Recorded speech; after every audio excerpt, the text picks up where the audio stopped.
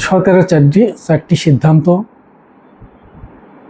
এবং সেই সম্পর্কে চারটি ব্রেকিং নিউজ যে ভাইরাল হয়েছে সেই সম্পর্কে কিছু গুরুত্বপূর্ণ কথা এবং এই নিউজের কনসিকুয়েন্স এবং এই নিউজের পরিপ্রেক্ষিতে যে নিউজগুলি যদি সত্য হয়ে থাকে এবং তার ফলাফলটা ইফেক্ট কী হবে এই সম্পর্কে আমরা কিছু গুরুত্বপূর্ণ কথা বলবো। আশা করি সঙ্গী থাকবেন শেষ পর্যন্ত। প্রথম যে নিউজটি ভাইরাল হয়েছে সেটা হলো যে সরকারের সিদ্ধান্ত, চারটি সিদ্ধান্ত, তার মধ্যে প্রথম সিদ্ধান্তটি হলো যে জুলাই বিপ্লবের সময় যে সমস্ত স্থাপনায় এবং ফাঁড়িতে হামলা হয়েছে এবং পুলিশ হত্যাকাণ্ড হয়েছে সেই হত্যাকাণ্ডের তদন্ত শুরু হবে। এটা একটা সিদ্ধান্ত। দ্বিতীয় সিদ্ধান্ত হলো আন্তর্জাতিক অপরাধ ট্রাইব্যুনালে যে সমস্ত বিচারগুলো সমাপ্ত হয়েছে, তা শেখ হাসিনার বিচার সহ যে সমস্ত বিচারগুলো সমাপ্ত হয়েছে সেই বিচারগুলি রিভিউ করা। তৃতীয়ত হলো যে জুলাই সনদ এবং গণভোটের বিরুদ্ধে যে রিট হয়েছে সেই রিটের শুনানি শুরু হবে 1 মার্চে এবং আদালতের মাধ্যমে এটাকে নাকচ করে দেওয়া অর্থাৎ বাতিল করে দেওয়ার একটা সম্ভাবনা বা আশঙ্কা জনমনের সৃষ্টি হয়েছে। আর চতুর্থ হলো 2009 সালে পিলখানা হত্যাকাণ্ডের মাধ্যমে আমাদের যে 57 জন চৌকস অফিসারের নির্মমভাবে তারা শহীদ হয়েছিলেন সেই শহীদদেরকে শ্রদ্ধা জানাতে গিয়েছেন বর্তমান প্রাইম মিনিস্টার এবং তিনি শ্রদ্ধা জানাতে গেছেন কিন্তু সাথে একটা ব্লান্ডার উনি করেছেন। সেটা হলো যে বর্তমান প্রেসিডেন্ট শেখ হাসিনার 5 গোলাম এই চপ্পুকে সাথে নিয়ে গেছেন, যাতে করে এই খবরটা খুব দ্রুত ভাইরাল হয়েছে এবং এটার কি সামাজিক ইফেক্ট এবং ফলাফল এই সম্পর্কে আমরা একটু আলোকপাত করব। প্রথম যে জিনিসটা সেটা হলো যে জুলাই আন্দোলনের সময় যে সমস্ত স্থাপনাতে হামলা হয়েছে এবং পুলিশের হত্যাকাণ্ড হয়েছে সেই হত্যাকাণ্ডের তদন্ত শুরু হবে। এর মানেটা কি? এর মানেটা হইল যে তদন্ত হবে, কিছু লোক তো দোষী সাব্যস্ত হবে কিংবা কারো বিরুদ্ধে অভিযোগ গঠিত হবে এবং তাদেরকে গ্রেপ্তার করা হবে, তাদেরকে বিচারের সম্মুখীন করতে হবে। এখানে একটা জিনিস আমাদের জেনে রাখা ভালো যে কোনো অভ্যুত্থান বা বিপ্লব যখন সংগঠিত হয় এবং বিপ্লব যখন সফল হয় তখন বিপ্লবের সময় যে সমস্ত কিছু অনিয়ম হয়, অর্থাৎ বিপ্লবটা প্রচলিত আইন এবং বিধানের বাইরে যাই সংগঠিত হয় এবং এর বাইরে যায় সংগঠিত হওয়ার কারণে উভয় পক্ষে একটা সংঘর্ষ এবং হতাহত রক্তপাত এবং কিছু জানমালের ক্ষয়ক্ষতি হয়। এটা পৃথিবীর ইতিহাসে সব বিপ্লবের ক্ষেত্রে এটা ঘটনা ঘটে। এই বিপ্লব যদি সফল হয় এবং সফল হওয়ার পরে পরবর্তী সরকার বিপ্লবীদেরকে এই সমস্ত যে সমস্ত অনিয়মগুলো হয় কিংবা হত্যাকাণ্ডগুলো হয় সেগুলির থেকে ইন্ডেমনিটি দেওয়া হয়, অর্থাৎ তাদেরকে কোনো পরবর্তী টাইমে কোনো বিচারের সম্মুখীন যাতে না হয় সেই ব্যাপারে তাদেরকে সুরক্ষা দেওয়া হয়। এটাকে ইন্ডেমনিটি বলা হয়। 75 বিপ্লবীদেরকে ইন্ডেমনিটি দেওয়া হয়েছিল, কিন্তু সেই ইন্ডেমনিটি টিকে নাই, কারণ সেই ইন্ডেমনিটিতে কিছু প্রক্রিয়ার ত্রুটি ছিল, অর্থাৎ গণভোটে সেই ইন্ডেমনিটি পাস করা হয়নি। তো যাই হোক, এবার অনেক চিন্তা ভাবনা করে যখন জুলাই বিপ্লবের পরে একটি নতুন সরকার গঠিত হলো, অন্তর্বর্তীকালীন সরকার, সেই অন্তর্বর্তীকালীন সরকারের কয়েকটি প্রায়োরিটি ছিল যে এই যে জুলাই হত্যাকারীদের বিচার এবং এই বিপ্লবকে সংহত করার জন্য বিপ্লবীদেরকে সুরক্ষা দেওয়া এবং অন্যান্য হত্যাকাণ্ডের তদন্ত এবং বিচার কাজ এগিয়ে নিয়ে যাওয়া, এই কাজগুলির প্রায়োরিটি ছিল ইন্টারিম গভর্নমেন্টের উপরে। তো সরকার এই পরিপ্রেক্ষিতে আন্তর্জাতিক ট্রাইব্যুনাল আইন সংস্কার করে এবং সেখানে প্রসিকিউটর নিয়োগ করে এবং এই তদন্ত কাজগুলি দ্রুত গতিতে এবং আন্তর্জাতিক মান রক্ষা করে সমাপ্ত করার জন্য যা যা করা দরকার এবং একটা চৌকস তদন্ত টিম, প্রসিকিউশন টিম এর পিছনে কাজ করে। অনেক চড়াই উতরাই এবং অনেক বাধা বিপত্তির পরেও এই বিচার কাজটা সঠিকভাবে এবং প্রকাশ্যে দিবালোকে আন্তর্জাতিক মান রক্ষা করে পরিচালিত হয়। এই বিচারে যে সমস্ত ঊর্ধ্বতন আর্মি অফিসাররা অভিযুক্ত ছিলেন তাদের বিচার যাতে না হয় এই ব্যাপারে আর্মির পক্ষ থেকে চরম বাধার সৃষ্টি করা হয়। স্বয়ং সেনাপ্রধান থেকে এটাকে বিচার প্রক্রিয়া এগিয়ে নেওয়ার জন্য বাধা সৃষ্টি করা হয় এবং শেষে হুমকি দেওয়া হয়। কিন্তু সমস্ত হুমকি বাধা উপেক্ষা করে এই সাহসী বীর advocate Tajul Islam chief prosecutor এটাকে এগিয়ে নিয়ে যায় এবং তাদেরকে বিচারের সম্মুখীন করে। এবং এই আন্দোলনের যে হত্যাকারী, গণহত্যাকারী শেখ হাসিনা এবং তার দোসরদের একটা দৃশ্যমান বিচার কাজ সমাপ্ত করার মতো কাজ উনি সমাপ্ত করান এই কোর্টের মাধ্যমে, ওনার প্রসিকিউশন টিমের মাধ্যমে এবং ওনার অক্লান্ত পরিশ্রমে এবং নির্ভীক এবং সাহসিকতার পরিপ্রেক্ষিতে এই বিচারটা সম্ভব হয়েছে। যেমন একটা দিক। আরেকটা দিক হলো যে জুলাই সনদ, এবং এই জুলাই সনদের মাধ্যমে এই যে সংস্কার, অর্থাৎ এই বিচার প্রক্রিয়াকে এগিয়ে নিয়ে যাওয়ার জন্য যে সংবিধান সংস্কার করার প্রয়োজন এবং জুলাই সনদের মাধ্যমে কি কি সংস্কার হবে এই বিষয়ে ঐকমত হয়ে এটাকে স্বাক্ষর করা, এবং অন্যান্য দলগুলা এতে একমত হলো। বিএনপি প্রথম থেকেই এই সংস্কারের বিপক্ষে ছিল এবং অনেক নোট অফ ডিসেন্ট দিয়েছিল, কিন্তু তারপরেও তারা জুলাই সনদে স্বাক্ষর করেছে। তারা চিন্তা করছে যে জুলাই সনদ স্বাক্ষর করা হোক, এবং সব আন্দোলন রাজনৈতিক দলগুলোর দাবি ছিল যে জুলাই সনদের জন্য যে গণভোট এটা জাতীয় নির্বাচনের আগেই হোক এবং এটা একটা ফয়সালা হয়ে যায়।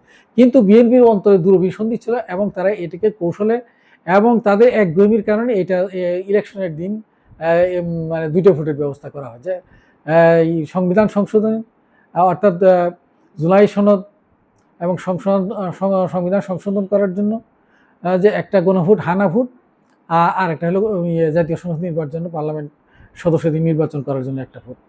যাই ভোটগুলো সমাপ্ত হয়ে যায় এবং যে কোনো ঘটনা পরিপ্রেক্ষিতে হোক, ইঞ্জিনিয়ারিংয়ের মাধ্যমে যে কোনো বিএনপি 2/3 সংখ্যাগরিষ্ঠতা পায় এবং হা ভোটের পক্ষে ব্যাপক ভোট পড়ে।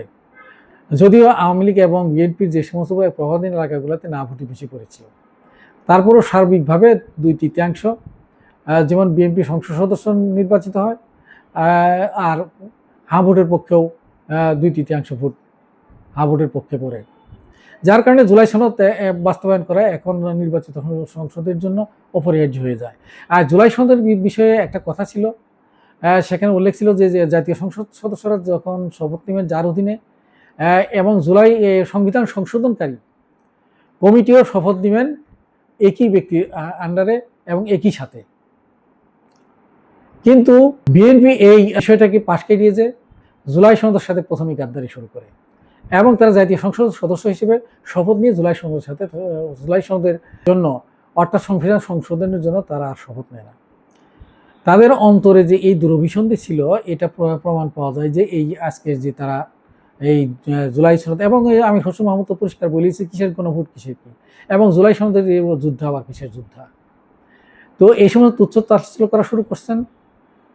এই তুচ্ছ তাচ্ছিল্য একদিকে যেমন করছেন, আর অন্যদিকে স্বরাষ্ট্রমন্ত্রী সালাউদ্দিন সাহেব ঘোষণা দিলেন যে জুলাই আন্দোলনে যে সমস্ত স্থাপনায় ক্ষতিগ্রস্ত হয়েছে এবং যে সমস্ত পুলিশ হত্যাকাণ্ড হয়েছে এটার তদন্ত শুরু হবে।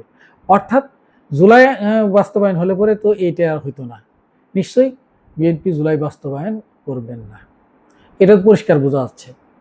আর ট্রাইব্যুনালের বিষয়ে ট্রাইব্যুনালের চিফ প্রসিকিউটর আজকে ঘোষণা দিয়েছেন যে সমস্ত বিচার সমাপ্ত হয়েছে সেই বিচারগুলিও রিভিউ করা হবে, অর্থাৎ শেখ হাসিনার বিচার আবার রিভিউ করা হবে। দ্যাট মিনস এত স্বচ্ছ প্রক্রিয়ার বিচারের পরেও এই বিচারকে রিভিউ করার উদ্দেশ্য, এই কথা বলা একটা উদ্দেশ্য প্রণীত এবং এই বিচারকে প্রবৃদ্ধ করা এবং এই বিচার ভিন্ন খাতে প্রভাবিত করার একটা দুরভিসন্ধ আমরা এখানে এই গন্ধ পাচ্ছি এই চিফ প্রসিকিউটরের কথার মাধ্যমে।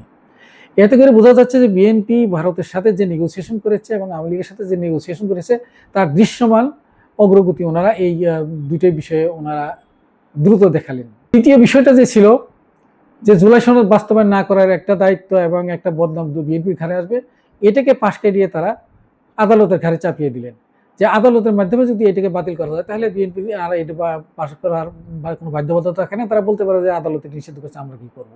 এই যে বিএনপি দূরভিসন্ধি, এটা কিন্তু দেশবাসী বুঝে, সব মানুষই বুঝে এটা, কিন্তু তবুও তারা এই কাজটা করলেন বা করতেছেন। এখন ভবিষ্যতে বলে দেবে আদালতেরা কি আসে, জুলাই সনদ এবং গণভোট হয়তো বাতিল হয়ে যেতে পারে, এটা অনেকেই সন্দেহ প্রকাশ করতেছেন। চতুর্থ যে বারান্ডাটা প্রাইম মিনিস্টার প্রথমেই করলেন, যে হত্যাকাণ্ডটা যে দলের নেতৃত্বে হয়েছে, যে প্রাইম মিনিস্টারের নেতৃত্বে হয়েছে, সেই প্রাইম মিনিস্টার সেই দলেরই একজন অন্ধ গোলাম হলো এই বর্তমান প্রেসিডেন্ট চপ্পু।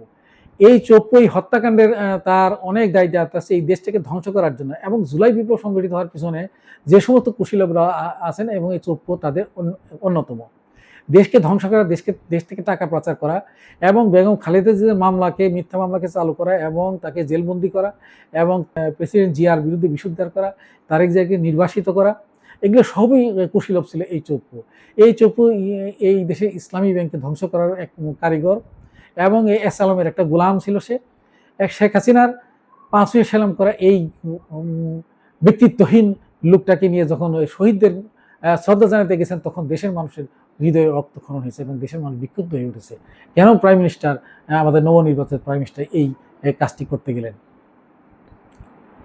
এই চারটি কাজকে যদি সামারাইজ করা যায়, তাহলে পরিষ্কার বোঝা যায় যে বিএনপি জুলাই সন্ধির বিপক্ষে অবস্থান নিয়েছে এবং কোনো সংস্কার, কোনো পরিবর্তন এবং তারা এটা করবেন না। অর্থাৎ গুম, খুন, হত্যাকাণ্ডের যে বিচার কিংবা সংবিধান সংশোধন করে যে জুলাই বিপ্লবীদেরকে সুরক্ষা দেওয়া, এর কোনোটাই বিএনপি করবেন না।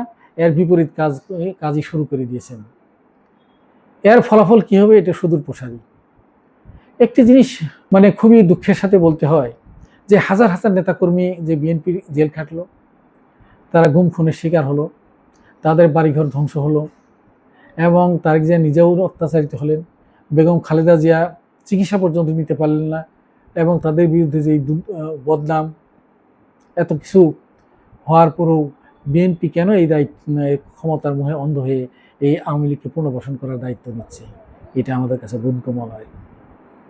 এটা অবশ্যই বিএনপির জন্য বুমেরাং হবে এবং বিচার প্রার্থী সমস্ত মানুষের কাছে গুম খুনে হত্যার বিচার প্রার্থী সমস্ত মানুষের অভিশাপ লাগবে। এই বিচারের নিবৃত্তি কাটবে, সত্যিকার বিচার হবে না। অর্থাৎ একটা পুরনো বন্দোবস্তকে এবং লুটপাটতন্ত্রকে এবং দখলবাজি এবং দুর্নীতিকে টিকিয়ে রাখার জন্য ক্ষমতার মোহে অন্ধ হয়ে এবং বিএনপি এবং আওয়ামী লীগকে যে কথা দিয়ে আসছে সেই কথার বাস্তবায়ন করার লক্ষ্যে এই ক্ষমতার মোহে বিএনপি এই কাজগুলো করতেছে, যেটা বিএনপির জন্য অবশ্যই বুমেরাং হবে। বিএনপি কেন নিজের পায়ে নিজে কোরাল মারতে গেল এটা ভবিষ্যতে বলে দিবে। কারণ এমন একটা পিসফুল কোএক্সিস্টেন্সের মধ্যে বিরোধী দলের সাথে কেন 5 বছর আমরা ধরেই নিয়েছি যে 5 বছর নির্বিঘ্নে দেশটা পরিচালিত হবে, তারিখ যে নির্বিঘ্নে দেশটা পরিচালনা করবে, তারপরে শান্তিপূর্ণভাবে ক্ষমতার একটা পরিবর্তন হবে নির্বাচনের মাধ্যমে, যেই আসুক ক্ষমতায়। কিন্তু যে ইস্যুগুলো কোনো ইস্যু হওয়ার কথা ছিল না, যে ইস্যুগুলো বিএনপির কোনো অগ্রাধিকারের বিষয় নয়, যে ইস্যুগুলো আওয়ামী লীগের জন্য দরকার, সেটা কেন বিএনপি আগ বাড়িয়ে ক্ষমতার শুরুতেই এই কাজগুলো করতেছে এবং এই ক্ষোভটাকে রাজপথে ঠেলে দিচ্ছে। এটা অবশ্যই রাজপথে গড়াবে। এই যে বিএনপি যে জুলাই সনদের বিপক্ষে অবস্থান নিয়েছে, সেটি হলো যেমন এক জুলাই বিপ্লবীদের বিরুদ্ধে তদন্ত প্লাস ট্রাইব্যুনালের মাধ্যমে গণভোট এবং জুলাই সনদকে বাতিল করার ষড়যন্ত্র এবং আওয়ামী লীগকে পুনর্বাসনের ষড়যন্ত্র। আওয়ামী লীগকে পুনর্বাসন করতেছে বিএনপি, এই বিষয়টা তো পরিষ্কার দিবালোকের মতো। আওয়ামী লীগের অফিসগুলো সারা দেশে খুলে দেওয়া হচ্ছে, এটি কি প্রাইম মিনিস্টারের অনুমতি ছাড়া নিশ্চয়ই হচ্ছে না, এই দেশের মানুষ সবাই জানে। তাই কাজেই যে শর্তের বিনিময়ে ওনারা ক্ষমতায় আসছেন এবং যে কথা দিয়ে আসছেন, আওয়ামী লীগ তো নির্বাচনের মাধ্যমে সেই কথা বিএনপিকে প্রমাণ করে দিয়েছে যে তারা তাদের পক্ষে, তাদের ভোট হিন্দুদের ভোট এবং কারচুপি যে যা যা সহযোগিতা তাদের আমলাদের মাধ্যমে করানো দরকার করিয়ে দিয়েছে। এখন তারেক জিয়ার পক্ষে থেকে তার প্রতিশ্রুতি পূরণ করার যে পালা, এই দায় সারাতে গিয়ে দেশের বিরুদ্ধে তিনি অবস্থান নিচ্ছেন, যা মোটেই কাম্য নয়। আমরা কখনোই আশা করি না যে দল এত নির্যাতিত হয়েছে, এত নিপীড়িত হয়েছে এবং তাদের মাধ্যমে আবার সেই নিপীড়নকারীকে পুনর্বাসন করা এবং তাদের মাধ্যমে আবার তারা নিপীড়িত হবে। শহীদ জিয়া যে ভুলটি করেছিলেন শেখ হাসিনাকে এই দেশে এনে 17 দিনের মাথায় উনি শাহাদত বরণ করেন এই ষড়যন্ত্রকারী আওয়ামী লীগ এবং রয়ের মাধ্যমে, এবং উনি যে রক্ষী বাহিনীদেরকে আত্মীকরণ করেছিলেন, এই আত্মীকরণে ওনার বিরুদ্ধে যে এতবার কু হয়েছিল, এই রক্ষী বাহিনীর এই গ্রুপটাই ছিল সবসময়। তারেক জিয়াও সেই ভুলটি করতে যাচ্ছেন। বেগম জিয়া একটি কথা বলেছিলেন একটি বক্তৃতায় যে সাপকে বিশ্বাস করা যায় কিনা আওয়ামী লীগকে বিশ্বাস করা যায় না। আজ এই মহিষী মহিলার এই কথাটা আজ তার সুপুত্র আজ বর্তমান প্রাইম মিনিস্টার উনি এটা আমলে নিচ্ছেন না, এর জন্য তাকে ভোগান্তি স্বীকার করতে হবে। জাতির কাছে একদিন জবাবদিহি করতে হবে, ক্ষমা চাইতে হবে, এবং এই ভুল করার জন্য তার রাজনৈতিক কেরিয়ারেও অনেক সমস্যা হবে। তাই এই শান্তিপূর্ণ শাসন ব্যবস্থাও হয়তো 5 বছর ঠিক মতো করতে পারবেন কিনা সন্দেহ আছে। যেটা আমরা আশা করছিলাম যে একটা যৌক্তিক বিরোধী দল তার পাশে আছে, তারা যৌক্তিকভাবে বিরোধিতা করবেন, কোনো মানে বিরোধিতাকারী বিরোধিতা তারা করবেন না, এই কথা তারা দিয়েছেন, এবং ভালো কাজের প্রশংসা করবেন। এটা সত্ত্বেও এই যে কথা আছে না যে সুখে খেতে ভূতে কিলায়, বিএনপির ঘাড়ে কি কোন ভূতটা চেপেছে যে এই একটা সুন্দর কোএক্সিস্টেন্ট, একটা সুন্দর পিসফুল পরিবেশের মধ্যে কেন বিএনপি এই আগ বাড়িয়ে এই কাজগুলো করতে যাচ্ছে এবং যা দেশে একটা বিশৃঙ্খলা সৃষ্টি করবে। সুপ্রিয় দর্শক শ্রোতা, নিশ্চয়ই আপনার অনুধাবন করতে পারছেন যে এই 4টা যে ডিক্লারেশন বিএনপি আজকে দিয়েছে, এর কনসিকুয়েন্স বা এর ফলাফলটা কি হবে। এর ফলাফল সুদূর প্রসারী এবং দেশে একটা অস্থিতিশীলতা এবং একটা ভয়াবহ অবস্থার দিকে দেশ যাবে। শান্তিপূর্ণভাবে আমাদের বর্তমান প্রাইম মিনিস্টার দেশ শাসন করতে পারবেন কিনা এটি নিয়ে সন্দেহ দেখা দিয়েছে, এবং এটা দেশবাসীর মনে এটাও একটা মানে মারাত্মক আশঙ্কা দেখা দিয়েছে যে হয়তো যে বিপ্লবটা আমরা রক্তের মাধ্যমে পেলাম, প্রায় 2,000 লোকের শাহাদত, জীবন দান এবং তাদের রক্তের বিনিময়ে, প্রায় কয়েক হাজার লোকের পঙ্গুত্বের বিনিময়ে বহু লোক চোখ হারিয়েছে, হাত হারিয়েছে, পা হারিয়েছে, জীবনের মতো পঙ্গু হয়ে গেছে। এই যে ফেসিবাদ মুক্ত তারা করলো, এর সুফল ভোগ করতেছে বিএনপি বর্তমান প্রাইম মিনিস্টার, তার ফ্যামিলি এবং বিএনপির হাজার হাজার নেতা কর্মী। কিন্তু তবুও তারা এই সুফল ভোগ করার পরেও এই সুফল ভোগকারীদের উপরে বুকে ছুরি মারার জন্য তারা উদ্ধত হয়ে আছেন তাদের ক্ষমতার লোভে। আমরা আশা করি যে কখনোই বিএনপি শুভতে ফিরে আসুক এবং পিসফুলি দেশটা শাসন করুক, এটাই আমাদের কাম্য। এবং এই গণবিরোধী কাজ, এই অন্যায় কাজগুলো থেকে তারা ফিরে আসুক, তারা কখনোই যেন জুলাইয়ের বিরুদ্ধে অবস্থান না নেয় এবং নিয়ে দেশে একটা বিস্ফোরক অবস্থা সৃষ্টি না করে, এটি আমরা আশা করব। সুপ্রিয় দর্শক শ্রোতা, আপনারা এই বিষয়গুলো চিন্তা করবেন এবং কমেন্ট করবেন, এবং চ্যানেলটি সাবস্ক্রাইব করে সঙ্গেই থাকুন। আল্লাহ হাফেজ।